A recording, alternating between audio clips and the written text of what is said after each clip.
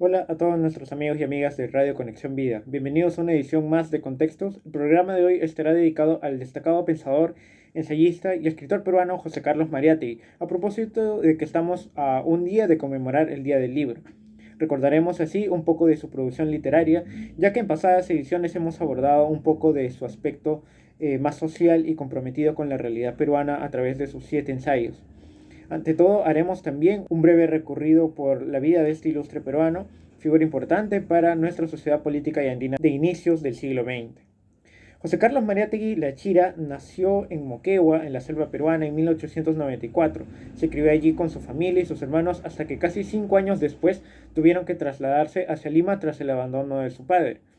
En 1902, luego de instalados en una casa en Huacho, el pequeño José Carlos sufrió un accidente que le produjo una serie de malestares y dificultades para mover su pierna izquierda, un mal que se conoce como anquilosis y de hecho lo llevaría hasta el fin de sus días. Debido a este problema de salud, Mariátegui primero fue internado en la clínica Maison de Santé en Lima y desde entonces tuvo una prolongada convalecencia, la misma que aprovechó más bien para dedicarse a los libros y a las reflexiones que le suscitaron estos. Este fue el punto de partida para su educación autodidacta, un valor agregado muy importante en su formación, ya que nunca pudo terminar sus estudios escolares. Sin embargo, ello no fue de ninguna manera un obstáculo para instruirse acerca de la realidad política y social del país, y sobre todo para encontrar sus primeros trabajos en el periodismo. Así, Mariátegui comenzó escribiendo algunos artículos en diarios como La Prensa o El Tiempo, así como en revistas de forma muy ocasional, hasta 1919 aproximadamente. Llegó a colaborar también en la famosa revista Colónida e incluso trabó amistad con uno de los representantes del decadentismo en el Perú, Abraham Valdelomar. Por este tiempo, Mariátegui firmaba de hecho sus publicaciones con el seudónimo de Juan Croniqueo, y en esta época también el autor mostraba más una especie de alarde de estilo en sus crónicas, tal cual lo hacían los escritores decadentistas de su tiempo, que se preocuparon un poco más por la forma y la belleza de la escritura, exponiendo un poco la vida en sociedad de Lima. Los años de 1918 y 1919 además fueron cruciales para la vida de José Carlos Mariátegui porque determinaron su acercamiento al socialismo y crecieron en él también un verdadero compromiso contra los autoritarismos y abuso contra las clases trabajadoras y obreras. Así funda después el diario La Razón, desde la que se expresa contra el militarismo y apoya a las clases bajas en favor de mejores derechos laborales en un periodo donde ya estaba en el poder el dictador Augusto B. Leguía. Como consecuencia de estas publicaciones incómodas al régimen, Mariátegui de alguna forma es obligado, a través de una beca, a salir del país hacia Europa. Así comienza en realidad la formación y la consolidación del socialismo en el pensamiento de Mariátegui, quien lo adoptó como una corriente ideológica en donde se podía realmente devolver la capacidad de decisión y de mando a los trabajadores mediante un Estado centralizado. Parte de estas ideas nacieron en realidad por la Revolución Rusa y el entusiasmo que despertó en todo el mundo un movimiento como aquel. Lamentablemente, Mariátegui no vio lo suficiente de los efectos que causaría después esta degeneración del socialismo, como las represiones, la violencia con que se ejerció de hecho esta corriente ideológica en aquella parte de Europa en su tránsito al comunismo ya como una especie de dictadura del proletariado. Los años que pasó en Europa José Carlos Mariátegui en países como Austria, Rusia, Alemania, y entre otros más, lo ayudaron a comprender mejor el industrialismo, los problemas del capitalismo, los problemas socioeconómicos y adoptó entonces el marxismo como un método de estudio y de análisis. Así, cuando volvió al Perú en 1923, después de contraer matrimonio con Ana Chiappe en Italia, continuó haciendo colaboraciones en revistas como Variedades, publicando también artículos sobre la revolución bolchevique en Rusia y dedicándose también a difundir las tendencias políticas de Europa en nuestro país. En 1924, Mariátegui sufrió la amputación de su pierna izquierda, sin embargo esto no detuvo en lo más mínimo su actividad política y literaria. 2 años después, de hecho, Mariátegui fundó la legendaria revista Amauta, donde congregó a un grupo de intelectuales y escritores indigenistas como Luis Valcárcel, Alcides Espelucín, entre otros destacados artistas. En 1926 también se afilió al APRA de Víctor Raúl Haya de la Torre, en principio por sus afinidades con la lucha a favor de los obreros y los sindicatos. Sin embargo, terminó apartándose poco después de este partido por discrepancias en el mando y en la forma de conducción de esta misma organización política. En 1928, José Carlos Mariátegui también fundó el Partido Socialista Peruano, que con el tiempo se convertiría en el Partido Comunista del Perú, Escribió también los 7 ensayos de interpretación de la realidad peruana y fundó asimismo la Confederación General de Trabajadores del Perú. Para este momento, Mariátegui era ya uno de los intelectuales más destacados del país, una figura de gran peso en el ámbito literario y político peruano. Finalmente, un 16 de abril de 1930, falleció Mariátegui, uno de los más grandes pensadores que ha tenido el Perú en temas anticoloniales, críticos del capitalismo y de gran agudeza literaria. Bien, teniendo un claro un poco más el perfil de este autor, ahora revisaremos la única novela que escribió José Carlos Mariátegui a lo largo de toda su vida y que fue publicada de manera póstuma en 1955, poco más de 25 años después de su fallecimiento.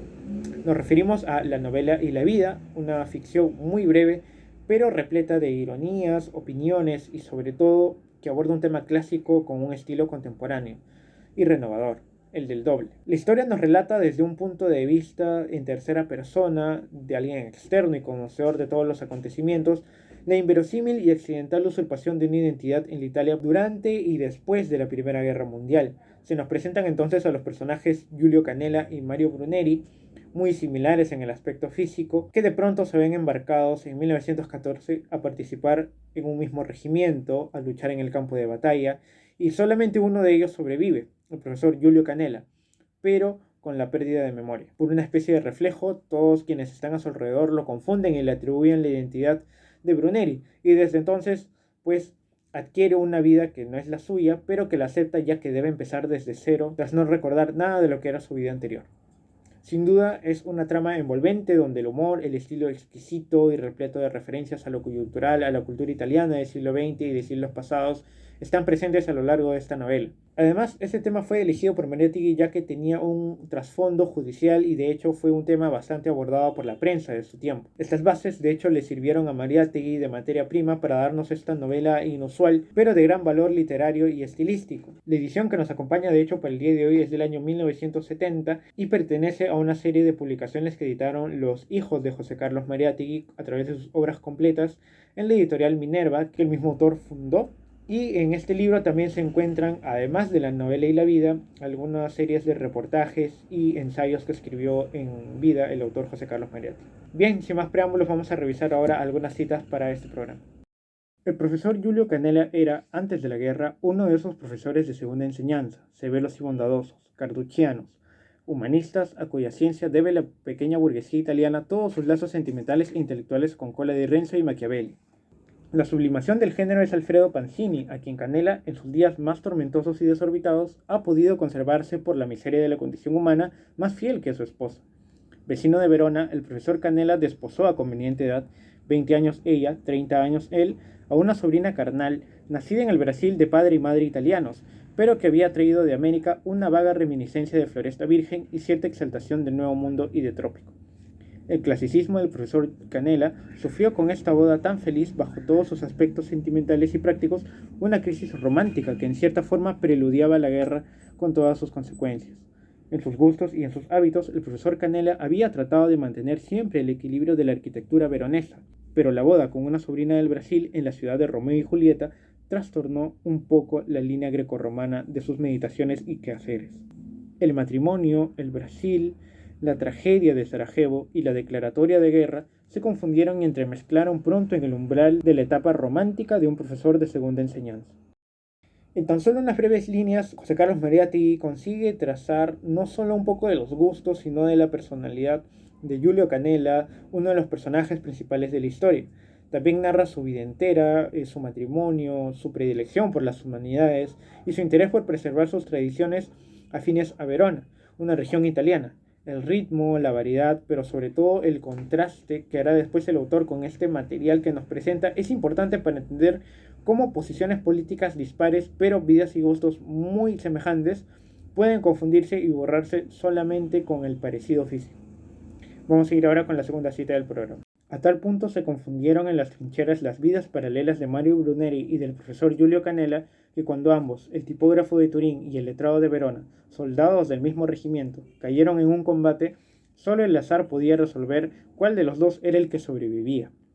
Del foso cegado por el cañoneo, la ambulancia había recogido el cuerpo de un soldado horriblemente herido, ensangrentado, desnudo, inconsciente.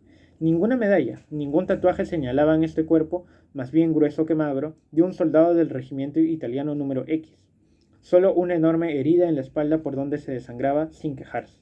En el hospital de sangre nadie se cuidó al principio de establecer su identidad. Había, ante todo, que desinfectar, sondear y suturar sus heridas. El soldado se agitaba agónico, inconsciente, bajo la inquisición presurosa del médico y sus asistentes. Al tercer día, su vecino de lecho, soldado del regimiento X, lo reconoció, sin dificultad y sin asombro. Se trataba de Mario Bruneri, soldado de la misma compañía, de oficio tipógrafo, casado, turinés. Lo había visto casi caer, derribado por la explosión que mató a Agostino Marchesi, pisano, soltero, de la clase del 95. La glorificación del soldado desconocido no había aún empezado. Los hospitales de sangre, en todo caso, preferían que cada herido y cada difunto no careciesen de un nombre y algunos precedentes. El herido, delirante aún, no podía confirmar a su vecino. Quedó pues provisoriamente admitido que era Mario Bruneri, tipógrafo. Nos encontramos en el punto de partida de toda una historia de 12 años en la que se confunde, o mejor dicho, se da por sentado judicial y socialmente, luego, que Mario Bruneri sigue vivo cuando en realidad ha muerto en una contienda en tierras italianas. Y tiene todo como origen un suceso trivial, como el reconocimiento a medias de un soldado herido que atribuye, en su confusión, en su delirio, una identidad que no le corresponde al sobreviviente de esta batalla. Mariátegui lo explica también en unas pocas líneas y así, a lo largo de toda la novela, demuestra que la brevedad puede ser un aliado perfecto para las grandes historias. Vamos a ir ahora con la última cita del programa. Mientras en la Villa Canela, en la biblioteca del profesor, la viuda presunta se repetía que desaparecido no tiene los mismos efectos legales y conyugales que muerto, en el hospital de guerra Julio Canela, convaleciente, recibía una carta que le comunicaba la ansiedad y la esperanza de su esposa, la señora Bruneri, porque el profesor Canela, que al asirse desesperado de la vida no había tenido cuidado ni medio de conservar sus vestidos ni sus recuerdos, había perdido con unos y otros su personalidad. Identificado como Mario Bruneri, no había tenido nada que oponer a esta afirmación ni a ninguna otra. Por la ancha herida de la espalda, parecía haber fugado el 90% de su memoria profesoral y conyugal, y, asustados por la explosión de la última granada, se habían dispersado sus recuerdos menores. El médico, los enfermeros, los vecinos, ahora esta carta, lo llamaban Mario Bruneri con una simpatía a la que habría sido impertinente e incómodo corresponder con dudas sobre este apelativo que, después de todo, no le sonaba desagradable e insólito. No había ningún motivo para que un hombre tan débil y amnésico, que no pedía sino que le guiasen en su reingreso a la vida, negase ser Mario Bruneri y estar casado en Turín. El doctor le hizo algunas preguntas sobre su pasado a las que él contestó con una sonrisa fatigada que, recordándole extrañamente la del director de La Estampa de Turín, en la tarde en que, inminente la guerra, 400 diputados neutralistas dejaron su tarjeta de visita a Giolitti en la portería del Hotel Cavour, confirmó al doctor en su primera impresión sobre la ostensible filiación turinesa del enfermo. En este fragmento el autor nos expone algo muy humano que va más allá de la simple ficción, que es la presión o la unanimidad, que influyen mucho en la percepción y aceptación de algo que en muchas ocasiones no nos es propio. La mejor prueba de ello es la especie de imposición simple y sin mayor profundidad de una identidad que no le corresponde a Julio Canela. Aquí el elemento que no es en realidad ficticio de que ambos personajes tuvieran esposas, fueran apegadas a las humanidades y otras similitudes físicas hacen posible esta confusión. Si bien la historia y el modo de contar esta novela no es fantasiosa, cumple con algunos elementos de la crónica, el género policial y la fantasía, sobre todo por la velocidad con que se suplantaron estas identidades y el extremo al que se llega sin que nadie repare en que Mario Bruneri no era él, sino un profesor que había convivido y tenido una vida que no era la suya durante más de 12 años. El problema de la identidad, de los hábitos, de la fuerza que tiene el oficial en una sociedad moderna, son aquí tocados con una economía de medios impresionantes y al mismo tiempo muy convincentes.